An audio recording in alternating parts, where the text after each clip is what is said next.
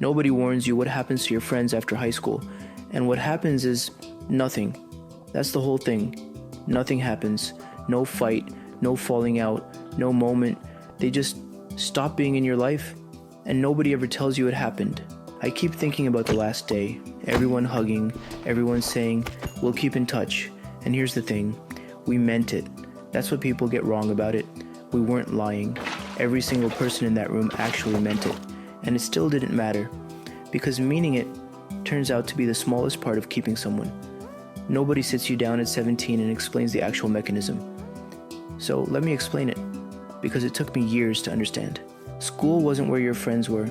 School was a machine that manufactured friendship for free. 8 hours a day, 5 days a week, forced proximity with the same 40 people for years. You didn't have to plan anything. You didn't have to schedule anything. You didn't have to text first. You just showed up, and the friendship happened to you, like weather. And then one day, they turn the machine off, and nobody mentions that it was ever a machine. Everyone just walks out, assuming the thing will keep running on its own. And it doesn't. It was never running on its own. So the first year is fine. You're all still texting. The group chat is still alive. Somebody posts something, 12 people react. You see each other over the holidays, and it's exactly like it was. And you think, oh good, we're the ones who made it. We're different. Second year, the group chat gets slower. Someone says, we should all get together soon. 11 people agree, nothing gets planned, nobody's fault, everyone genuinely wanted it. Third year, the group chat is a graveyard.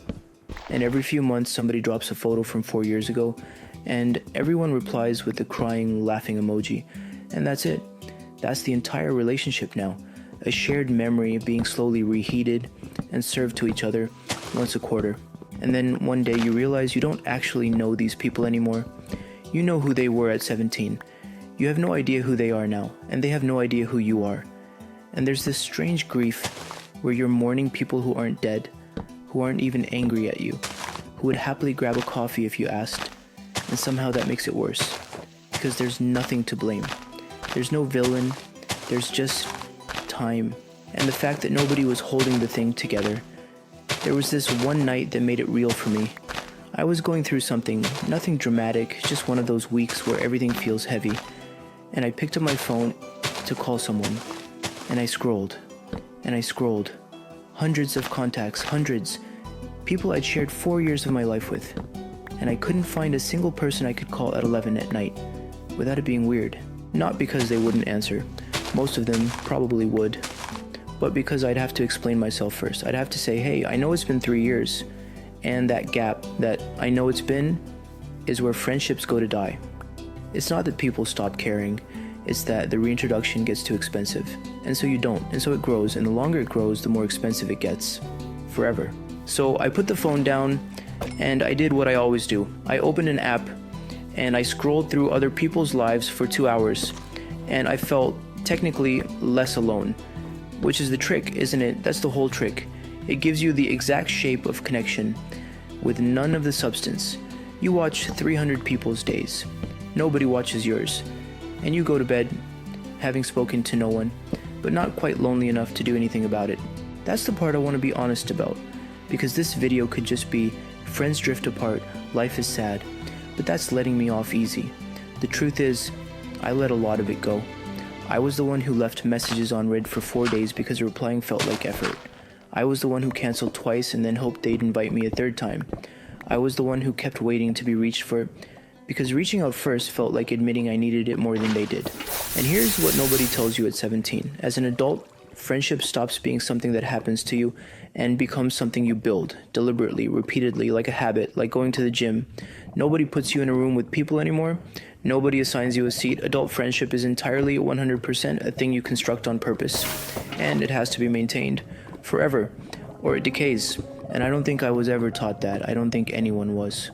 We were all just handed friends for 18 years, and then released, with no idea that the supply had stopped.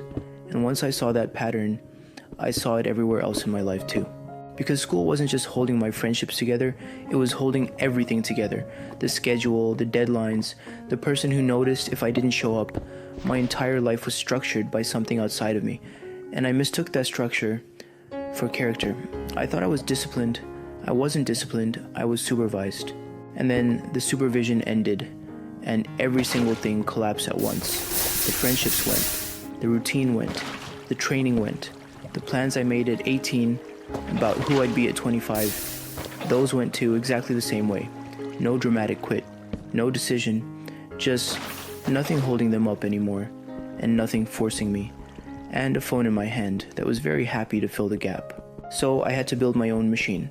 That's the only conclusion I could reach. If the external structure is gone and it's never coming back, then the structure has to come from me, or it doesn't exist.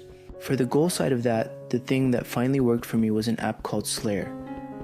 And I know how that sounds, but the mechanic is what matters here. Your goal becomes a boss, an actual boss fight, with a health bar, and the health is calculated from the days you have left until your deadline. Your daily habits deal the damage, and it blocks the apps you already know are the problem. And when you go to open one anyway, the lock screen shows you exactly which habits are still undone today. So the exact moment I reach for the thing that eats my evenings, it shows me what I'm trading it for. And then there's the part that actually got me. If you miss days, the boss heals, it regenerates, and the first time I saw that health bar climb back up, I felt this weird, sharp irritation. Like, no, I earned that. And then it clicked. Oh, that's the group chat. That's every friendship I've ever lost. That's the exact process. You don't lose things in one dramatic moment. You lose them on the quiet days, while the distance quietly grows back, while nothing is happening. Nothing happening is not neutral. Nothing happening is the thing that takes it from you. That's the lesson the app taught me, but it's really the lesson high school taught me, about 23-year-olds instead of goals. Consistency isn't a bonus, it's the entire mechanism. It's the only thing standing between you and the slow default of your life, which is decay. So I'm not going to end this with call your friends. Everyone says that, it's too soft and nobody does it. Here's what I'd actually say. Someone has to be the one who reaches out first, or it dies. There's no version of this where both people wait. And the person who reaches out first isn't the one who cares more, or needs more, or is more pathetic. They're just the only one doing the work. Every group of friends still standing at 28 has one person like that in it. They're not luckier. They just text first, every single time, without keeping score. Be that person. It costs almost nothing, and the ones who do it get to keep people, and the ones who wait end up scrolling through 300 contacts at 11 at night and finding nobody. And if you're already there, if the chats are dead and it's been years, it's not too late, it's just awkward, that's all. Awkward. Awkward is a much smaller price than you think it is. Send the message that starts with, I know it's been forever. Half of them have been waiting for someone to go first. They just didn't want to be the one. Nobody warned us. Fine, now you know. So go build it on purpose. Friendships, habits, all of it. Because nothing is holding it up for you anymore. And nothing is going to. I believe in you. Now believe in yourself.